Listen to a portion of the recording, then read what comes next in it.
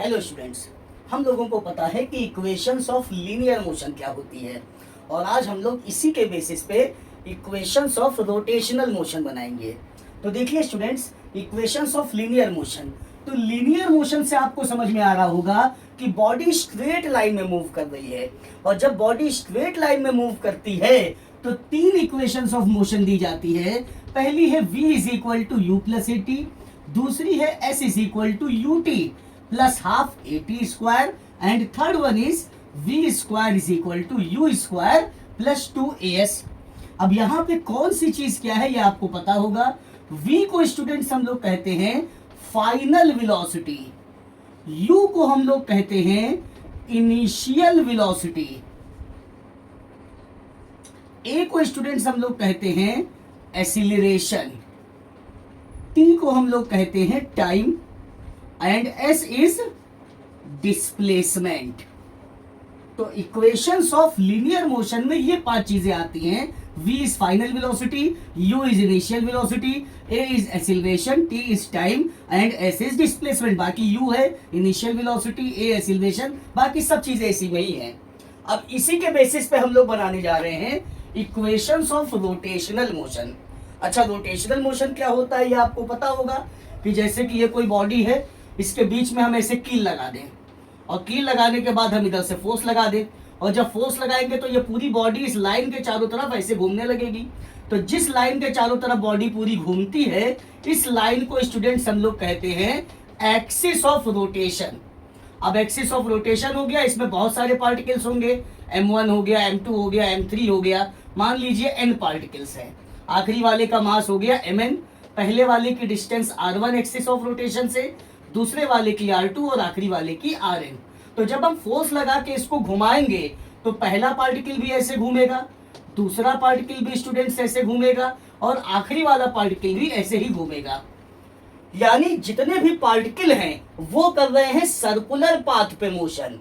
तो अगर कोई बॉडी एक फिक्स लाइन के अलोंग इस टाइप से मोशन करे कि उसमें प्रेजेंट सभी पार्टिकल सर्कुलर पाथ पे मोशन करें तो पार्टिकल के मोशन को कहेंगे सर्कुलर मोशन और बॉडी के मोशन को कहते हैं रोटेशनल मोशन।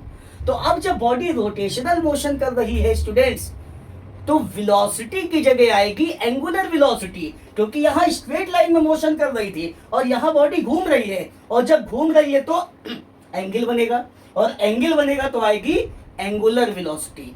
तो एंगुलर वेलोसिटी को हम लोग स्टूडेंट्स रिप्रेजेंट करते हैं ओमेगा से।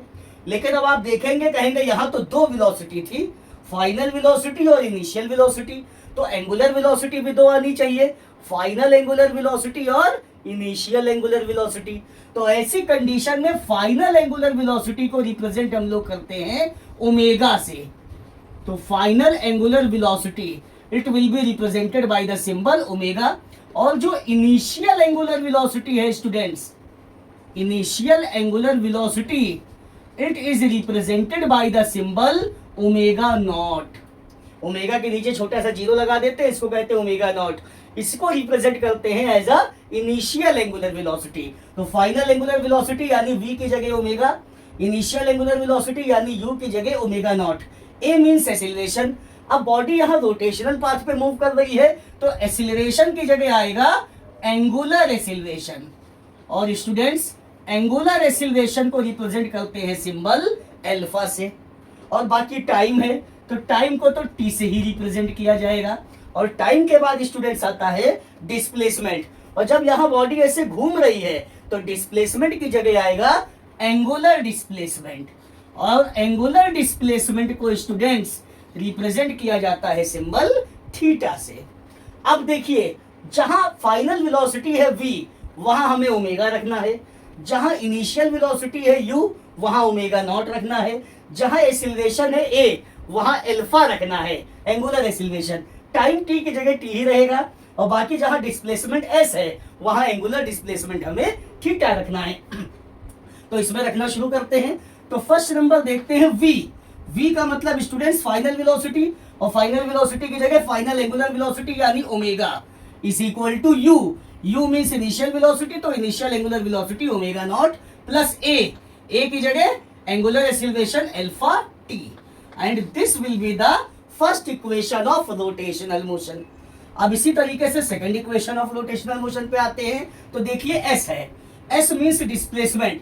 अब डिस्प्लेसमेंट की जगह स्टूडेंट्स आएगा angular displacement theta is equal to U T. तो u मीन्स इनिशियल वेलोसिटी, तो यहाँ आएगा initial angular velocity omega not T plus half a.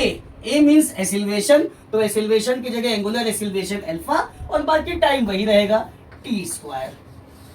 अब आते हैं लास्ट वन पे, थर्ड नंबर. तो v square, v means final velocity, तो final angular velocity omega square. u square, u means initial angular velocity means omega not square plus 2as. तो 2a means acceleration और acceleration की जगह angular acceleration alpha और s की जगह students आ जाएगा angular displacement theta. So this will be the third equation of rotational motion. तो आई होप आपको समझ में आ गया होगा कि इक्वेशन ऑफ लीनियर मोशन की हेल्प से equation of angular rotational motion को कैसे फॉर्म किया जाता है. बाकी इसका डेरिवेशन भी है कैलकुलस मेथड से, वो अगले लेक्चर में बताएंगे. आई होप आपको समझ में आया होगा. कोई प्रॉब्लम हो तो कमेंट सेक्शन में आए. Thank you.